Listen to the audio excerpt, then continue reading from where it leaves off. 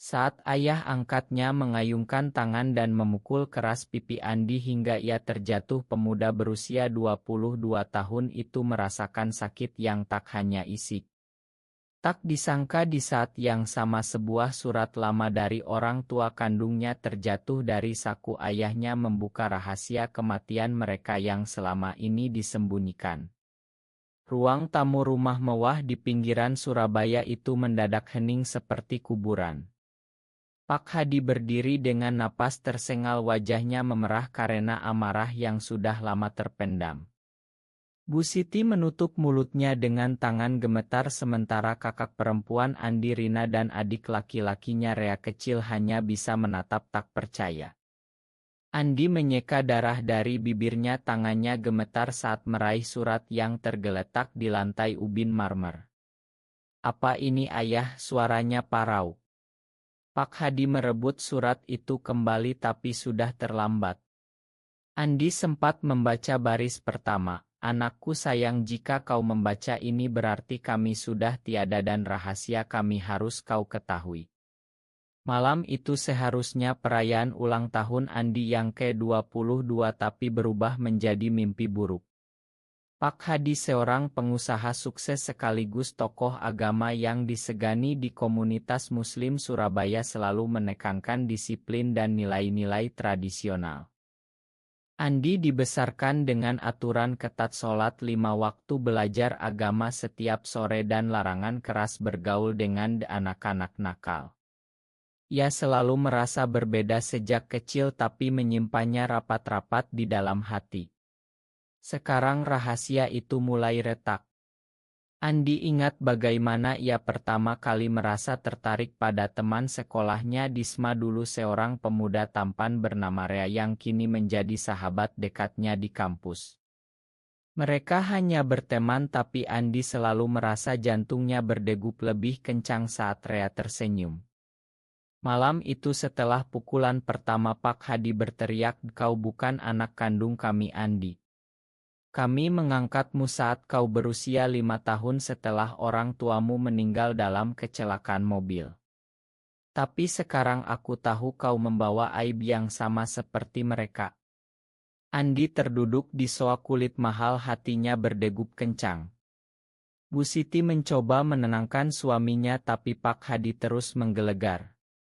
Ia mengeluarkan oto lama dari laci meja. Oto pasangan suami istri tersenyum bahagia memeluk bayi Andi. Mereka meninggal bukan karena kecelakaan biasa. Ada sesuatu yang mereka sembunyikan dan sekarang kau membawa kutukan itu ke rumah ini. Andi merasa dunia berputar. Ia ingat kenangan samar tentang ibu kandungnya yang selalu memeluknya erat dan ayah kandungnya yang bercerita tentang kebebasan. Tapi kenangan itu kabur tertutup oleh tahun-tahun hidup di bawah aturan Pak Hadi. Malam semakin larut, hujan deras mengguyur atap rumah. Andi duduk sendirian di kamarnya yang rapi dengan poster masjid dan buku agama di rak. Ia membuka ponsel dan mengetik pesan untuk Rea, "Aku butuh bicara besok. Sesuatu yang besar terjadi." Rea membalas cepat, "Apapun itu aku di sini, bro. Kau tahu aku selalu ada untukmu." Andi tersenyum tipis tapi air mata mengalir.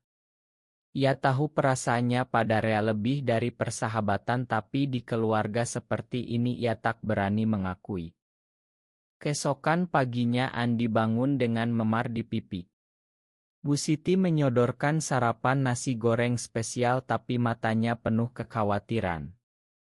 "Ayahmu masih marah, nak. Jangan buat dia semakin kesal." Andi mengangguk tapi pikirannya melayang ke surat yang sempat dibacanya. Ia harus mencari tahu kebenaran. Di kampus Universitas Airlangga, Andi bertemu Rea di kantin. Rea, pemuda 23 tahun dengan senyum menawan dan mata hangat, langsung memeluk Andi pelan saat melihat memar itu. "Siapa yang lakukan ini?" tanyanya khawatir. Andi menceritakan semuanya dengan suara pelan. Rea mendengarkan tanpa menghakimi, tangannya menyentuh lengan Andi sebentar memberi kekuatan. Kita cari tahu bersama ya. Aku bantu kau. Hari itu mereka berdua pergi ke arsip kota mencari dokumen kecelakaan orang tua Andi. Hujan masih turun membuat jalanan Surabaya licin. Andi merasa untuk pertama kali ada seseorang yang benar-benar melihat dirinya. Tapi di rumah Pak Hadi memanggil rapat keluarga. Kita harus awasi Andi lebih ketat. Aku tak mau aib ini menyebar. Andi mendengar dari balik pintu, hatinya sakit. Ia tahu ia harus memilih antara keluarga dan kebenaran tentang dirinya. Malam itu ia menangis sendirian di kamar memeluk bantal sambil membayangkan pelukan Rea yang hangat. Perjalanan baru saja dimulai dan rahasia itu baru mulai terkuak sedikit demi sedikit. Pagi berikutnya Andi bangun dengan kepala pusing. Memar di pipinya masih biru tapi hatinya lebih berat karena kata-kata Pak Hadi semalam.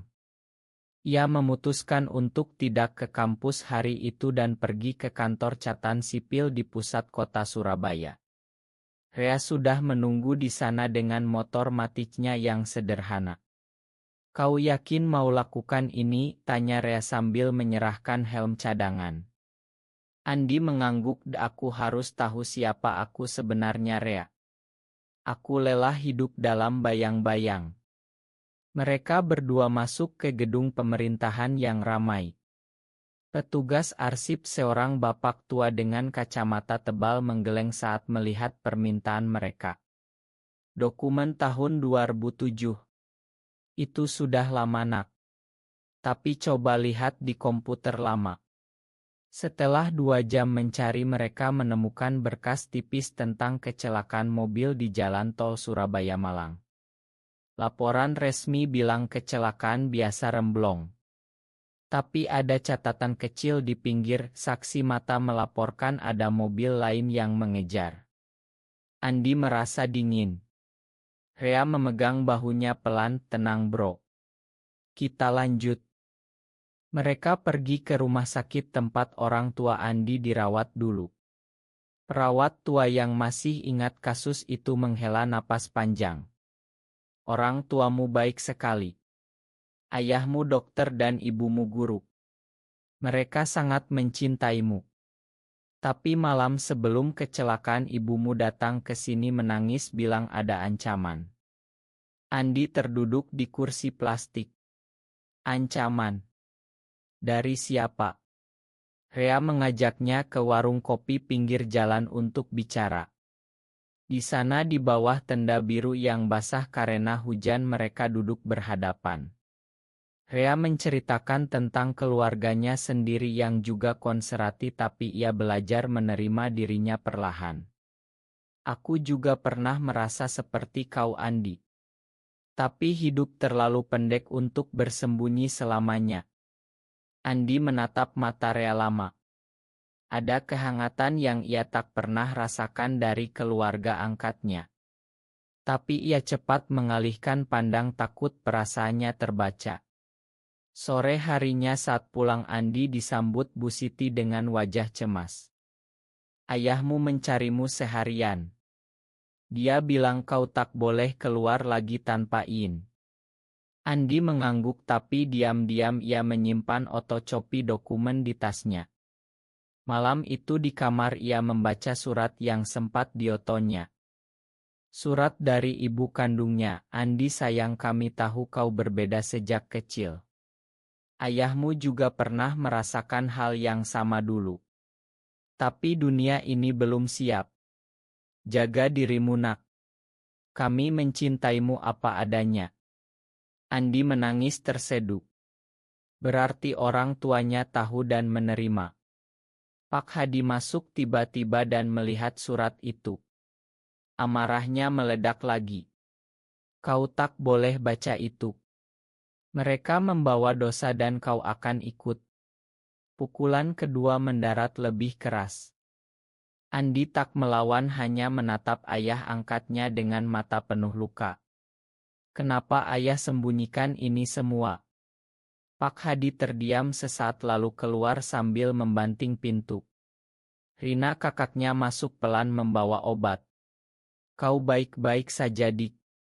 Ayah lagi stres bisnis. Andi tersenyum pahit. Ya tahu ada yang lebih dalam. Keesokan harinya di kampus Rea memperkenalkan Andi pada teman lama bernama Budi yang bekerja di koran lokal. Budi punya arsip lama tentang kasus kecelakaan misterius tahun 2007. Ada rumor keluarga kaya yang terlibat. Mungkin ayah angkatmu tahu sesuatu. Andi merasa mual. Rea mengajaknya jalan-jalan di pantai Kenjeran sore itu untuk menenangkan pikiran. Mereka berjalan di pasir basah, angin laut meniup rambut mereka. Rea berhenti dan memandang Andi. Apapun yang terjadi aku di sisimu. Tangan mereka hampir bersentuhan tapi Andi menarik diri. Malam harinya di rumah adik kecilnya bertanya polos, Kak Andi, kenapa ayah marah terus? Andi hanya bisa memeluk adiknya erat. Tekanan semakin berat tapi rahasia mulai terkuak makin lebar. Andi merasa ia sedang lahir kembali meski dengan rasa sakit yang luar biasa. Seminggu berlalu sejak pukulan kedua dan Andi merasa seperti hidup di dua dunia. Di rumah ia patuh sholat berjamaah dan membantu bisnis keluarga, tapi di luar ia bertemu Rea hampir setiap hari. Mereka menggali informasi bersama dengan hati-hati. Suatu sore di perpustakaan universitas mereka menemukan berita lama yang tersimpan digital.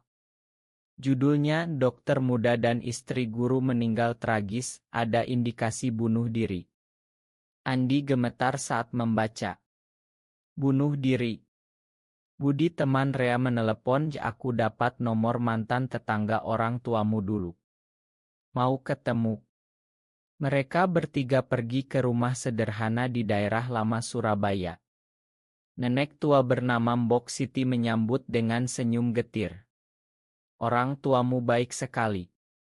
Ayahmu pernah cerita padaku bahwa ia merasa berbeda sejak muda. Tapi masyarakat waktu itu tak terima. Mereka takut kalau rahasia itu tersebar akan mempengaruhi kau kecil. Andi duduk terpaku. Jadi ayah kandungnya juga seperti dirinya. Mbok Siti melanjutkan, gemalam sebelum kecelakaan ada mobil hitam parkir di depan rumah mereka. Pagi harinya mobil mereka ditemukan hancur di tol. Polisi bilang kecelakaan tapi aku tahu ada yang aneh. Rea memegang tangan Andi di bawah meja memberi kekuatan.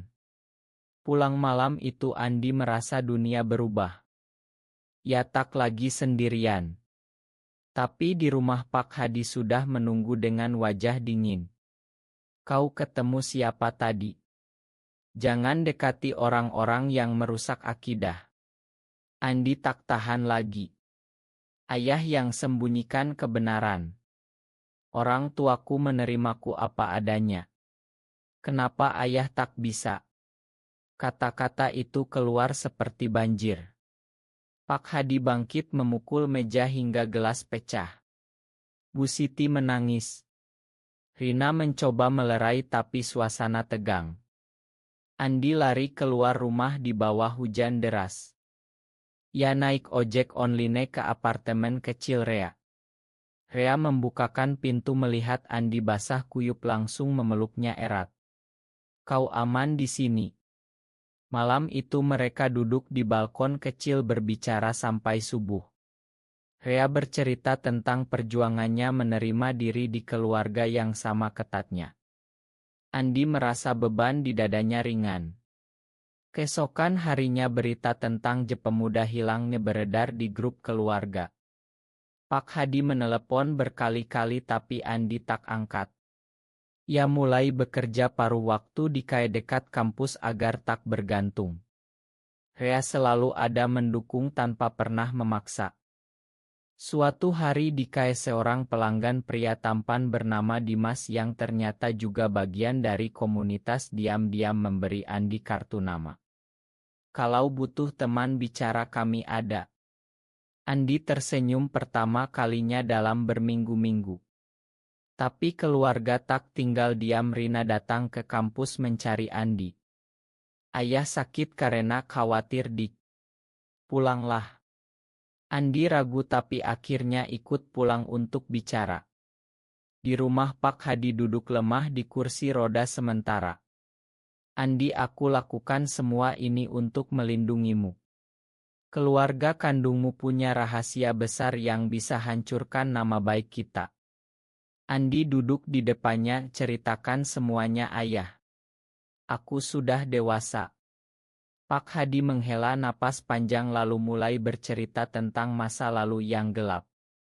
Rahasia mulai terbongkar lebih dalam dan Andi merasa hatinya seperti dirobek-robek tapi juga mulai sembuh.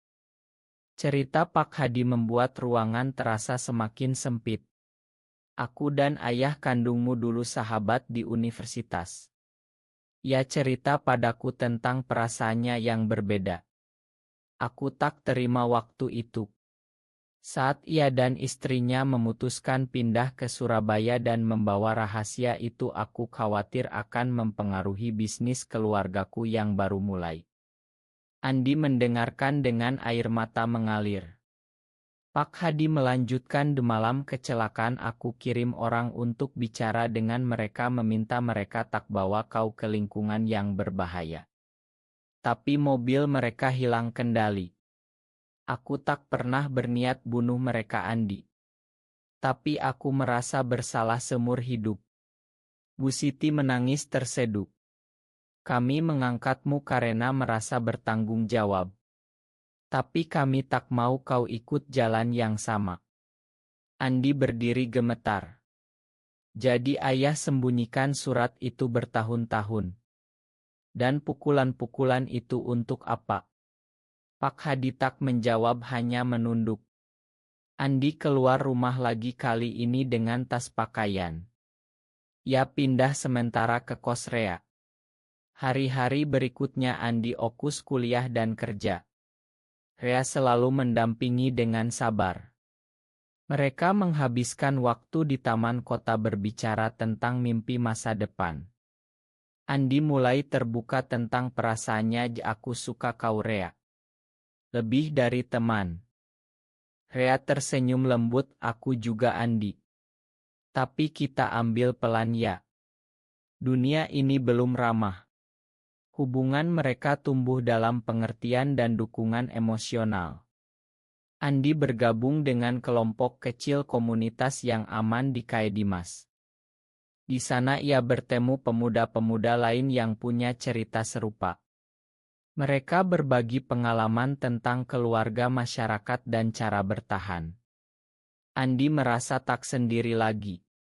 Suatu malam saat Ramadan tiba, Pak Hadi menelepon. Pulanglah nak.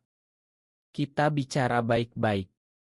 Andi pulang dengan Rea menunggu di luar. Di rumah suasana lebih tenang. Pak Hadi minta maaf untuk pertama kalinya. Aku salah menyembunyikan kebenaran. Tapi aku takut kehilanganmu. Andi memeluk ayah angkatnya pelan. Tapi luka masih ada. Rina dan adiknya mulai memahami perlahan. Mereka bertanya banyak tentang perasaan Andi. Andi menjelaskan dengan sabar tanpa memaksa. Di luar rumah tekanan masyarakat masih ada. Tetangga mulai bergosip setelah melihat Andi dekat dengan Rea. Tapi Andi tak peduli lagi. Ia mulai menulis jurnal tentang perjalanannya. Rea membacanya dan tersenyum bangga. Kau kuat Andi. Konflik kecil muncul saat teman lama Andi membocorkan rahasia ke grup kampus, tapi Rea berdiri di depan membela. Andi belajar bahwa persahabatan sejati tak pernah meninggalkan. Bulan berikutnya Andi lulus kuliah dengan nilai baik. Ia dapat kerja di perusahaan sosial yang mendukung kelompok minoritas. Pak Hadi meski masih ragu mulai menerima perlahan. Rahasia kematian orang tua kini menjadi kekuatan bukan beban. Andi merasa ia tumbuh menjadi pria yang lebih baik. Tahun berganti dan Andi kini 23 tahun bekerja penuh waktu. Hubungannya dengan Rea semakin dalam, penuh pengertian dan momen-momen hangat seperti berjalan di pantai sambil berbicara tentang masa depan. Keluarga angkat mulai berubah. Bu Siti sering masak makanan Aurit Andi dan bertanya tentang Rea.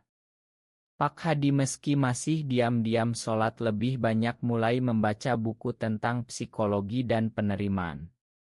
Suatu hari ada pertemuan besar keluarga besar. Sepupu-sepupu datang dan gosip lama muncul lagi. Andi memutuskan untuk bicara terbuka di depan semua. Aku gay. Dan aku tak malu lagi. Orang tuaku menerimaku dulu. Aku harap kalian juga bisa. Ruangan hening lalu ada yang bertepuk pelan. Rina memeluk adiknya erat.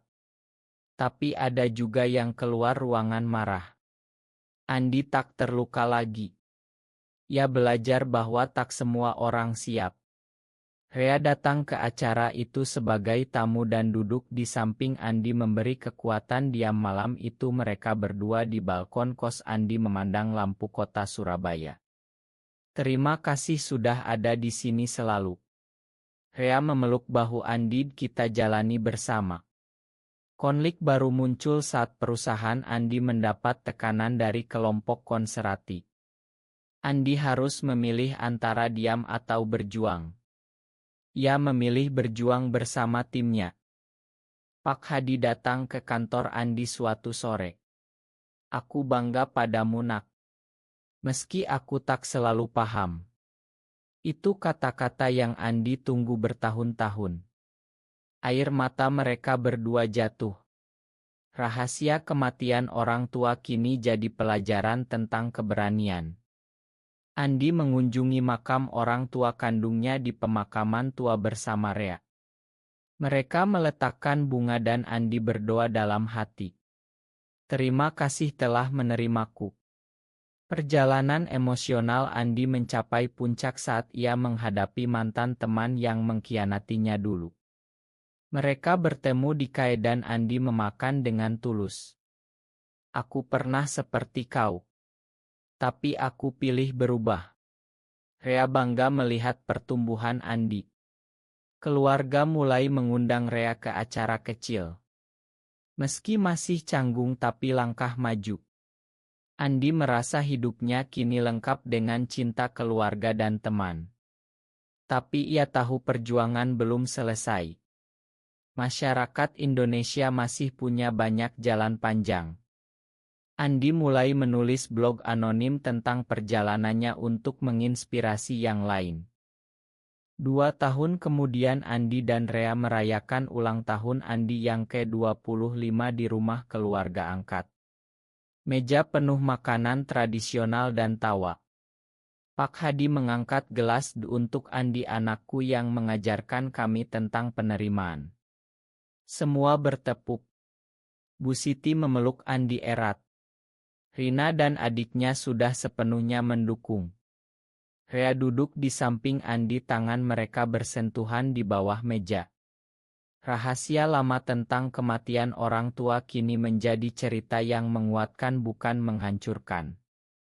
Andi berdiri dan berbicara, aku pernah hilang dalam kegelapan tapi kalian dan Rea bantu aku menemukan cahaya. Terima kasih. Malam itu setelah tamu pulang Andi dan Rea berjalan di taman belakang rumah. Bintang-bintang cerah di langit Surabaya. Andi memandang Rea, kau mau jadi bagian keluarga ini selamanya. Rea tersenyum dan mengangguk. Mereka memeluk erat di bawah pohon mangga. Perjalanan panjang penuh air mata, pengkhianatan, pengertian dan cinta akhirnya membawa mereka ke tempat ini. Andi kini pria dewasa yang utuh, menerima dirinya dan membantu orang lain. Pak Hadi dari jendela melihat mereka dan tersenyum tipis. Perubahan memang mungkin meski lambat. Andi terus bekerja di LES mendukung pemuda-pemuda seperti dirinya dulu. Blognya kini dibaca ribuan orang dan membawa harapan. Tapi ia tahu di balik setiap cerita ada pengorbanan. Keluarga yang ia bangun kini lebih kuat karena kejujuran. Di akhir hari Andi duduk menulis di jurnal terakhirnya, rahasia tak selalu menghancurkan. Kadang ia membebaskan kita untuk hidup benar. Benarkah bahwa mengungkap rahasia masa lalu tentang identitas dan kematian orang tua selalu membawa kedamaian bagi keluarga atau justru bisa menghancurkan hubungan selamanya? Benar atau salah menurutmu?